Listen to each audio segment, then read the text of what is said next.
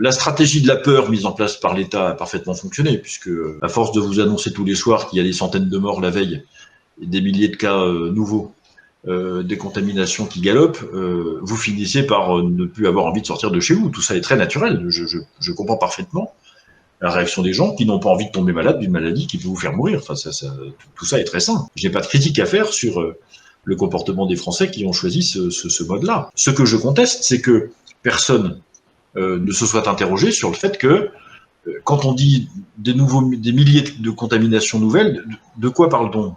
Est-ce que c'est un bout de virus sur le bout de votre petit doigt dont vous ne vous rendrez jamais compte jusqu'à la fin de vos jours? Ou est-ce qu'il faut que vous soyez en réanimation à l'hôpital dans les 2 heures qui viennent? Et entre les deux, vous avez à peu près tous les degrés, enfin toutes les intensités, toutes les densités de contamination possibles et imaginables. Il y a des tas de gens qui sont contaminés, qui sont porteurs du virus, ils ne s'en rendront jamais compte. On n'en fait pas le décompte dans les cas de contamination qu'on dit chaque jour. Lorsque on nous parle de morts qui sont morts du Covid, j'entendais l'autre jour un médecin qui disait, moi comme médecin légiste, tant que je n'ai pas autopsié quelqu'un, je ne peux pas dire de quoi il est mort. Donc on sait qu'il y a des gens qui meurent avec le Covid, on sait que le Covid accélère certainement la disparition de personnes qui sont déjà touchées par d'autres facteurs de comorbidité, mais de qui peut-on dire très très sérieusement ils sont morts du Covid?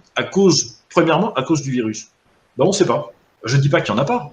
Je dis simplement que la vérité de l'information, la responsabilité d'un gouvernement quand il s'adresse à un peuple, c'est de lui dire la vérité intégrale sur ces chiffres-là.